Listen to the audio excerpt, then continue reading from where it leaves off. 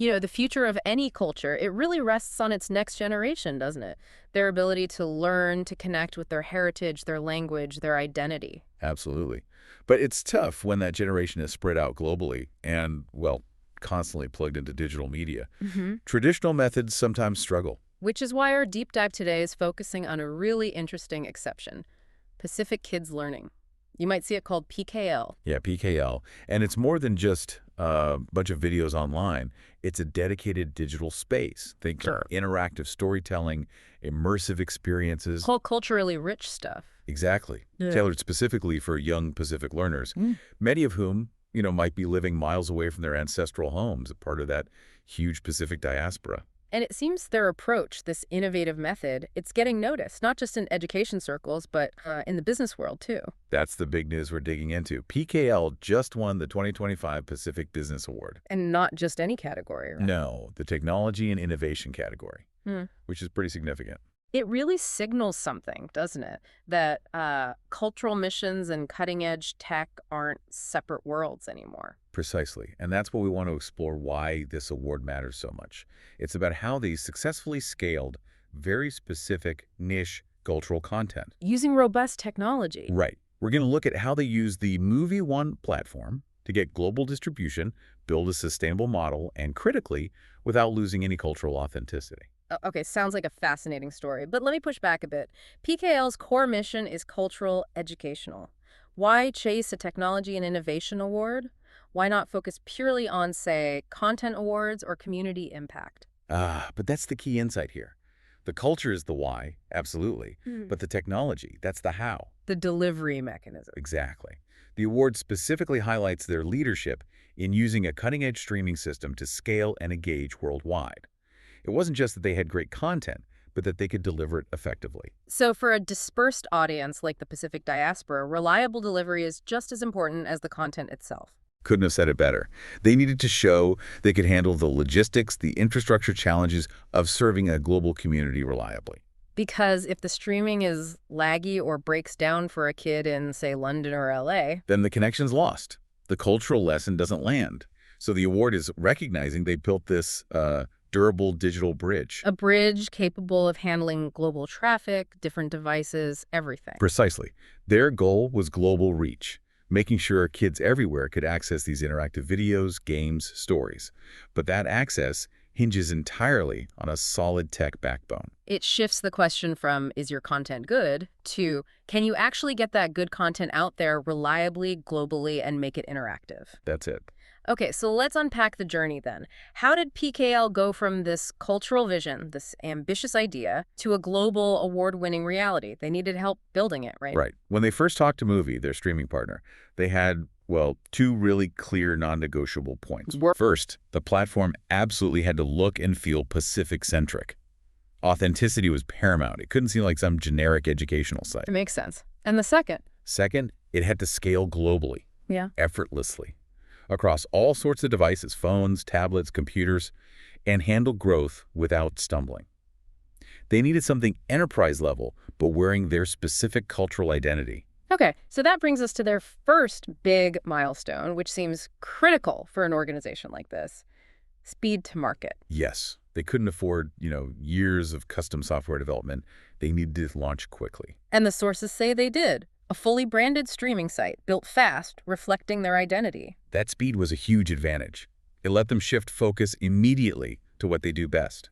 The content, the cultural aspect, getting user feedback. Which leads nicely into the second milestone you mentioned, personalization. This sounds like where it gets really interesting for the learner. Oh, definitely. This is where they really stand out from, say, Yeah. standard educational video platforms. We're not just talking about watch next recommendations based on history, are we? No, much deeper. PKL uses an interactive storytelling engine. It creates genuinely personalized learning pathways. How does that work in practice? Give us an example. Okay, so imagine the system isn't just playing a story. It might adapt the specific dialect being used based on the child's background or location. Wow. Or it could adjust the difficulty of, say, an embedded language quiz based on how the child performed previously in the app. It's adaptive, tailored to cultural nuances. Respecting individual differences within the broader culture. Exactly. That kind of tailored engagement, that's what really boosts learning and keeps kids connected. But creating all that customized content, adapting it, that takes ongoing resources, ongoing investment. It does. Which brings us to the third critical milestone, sustainability, specifically through curriculum monetization. Ah, the business side. They built it around subscriptions. Yes, a subscription-based access model. And this ties directly back to that business award. Relying only on grants or one-off funding, it's just not sustainable long-term for this kind of ambitious content creation. Right. You need predictable revenue. Predictable revenue. They market it effectively to schools, teachers, families in the diaspora.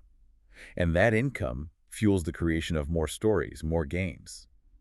It sustains the whole preservation effort. So PKL knew their strengths: content, culture, community. They weren't looking to become a tech company bogged down by infrastructure. Precisely. They needed a specialist partner to handle the complex tech side, the streaming heavy lifting. They needed a robust white label OTT solution, right? Over the top. That's the term, yes. Muvi One provides exactly that. Yeah. Basic video hosting like you find on social media, that doesn't cut it. You don't get control over branding, user data, complex payments. PKL needed the whole package. They needed a complete, customizable streaming framework, something ready to go that they could fully control and sort of dress up in their unique cultural identity. So what was the first big win from that partnership?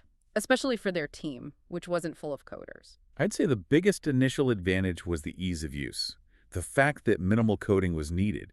Muvi One is designed as an end-to-end platform. Lowering the technical barrier. Significantly. It meant PKL didn't need a huge, expensive in-house dev team worrying about servers, CDNs, all that complex stuff. That frees up so many resources, money, people to pour back into the content, hiring linguists, creating quality multimedia. Exactly. But I'm still thinking about that authenticity piece. Doesn't using a pre-built platform often mean you end up with a generic look and feel? How did they keep it distinctly Pacific? That's a fair question.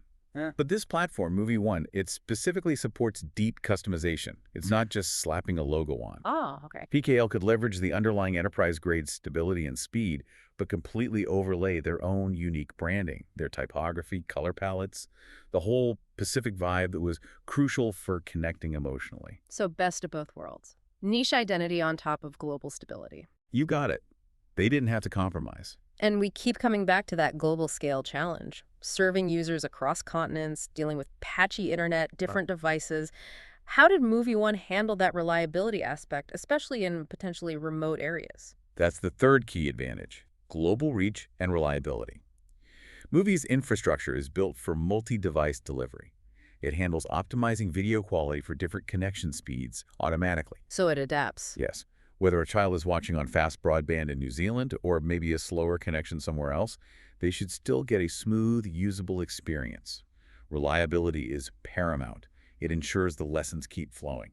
Okay, before we wrap up the tech side, there was one specific feature mentioned that seems really useful for educators, turning it from just streaming into more of a teaching tool. Ah, yes. The document as a content feature, that's quite specialized. What does it let them do? It basically lets them integrate supporting materials right into the streaming experience. So a teacher, maybe in Auckland, could stream a lesson on, say, Samoan navigation. Then pause the video, and right there in the same portal, download a relevant PDF worksheet or maybe a storybook in the correct language.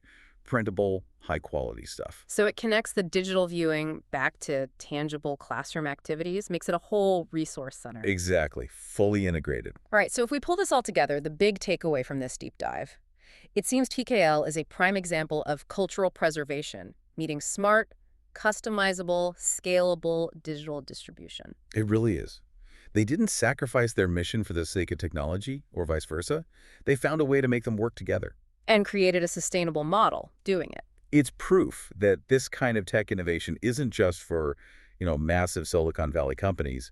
It can be used strategically to solve really meaningful cultural challenges and build a viable business around preserving knowledge. Absolutely. Which leads us to a final thought, especially knowing that the barrier to launching these kinds of global customized platforms is lower now, thanks to partners like Muvi One. So here's something for you, the listener, to think about. What specific niche language or heritage or maybe culturally driven knowledge do you know of that's currently sort of locked away, maybe in old books, oral histories, community archives? That you think desperately deserves this kind of worldwide, maybe even monetized digital platform next? What knowledge needs to be unlocked and shared globally using this kind of tech? Something to mull over, how technology is really reshaping the way we preserve and share heritage across the globe. Thanks for diving deep with us today.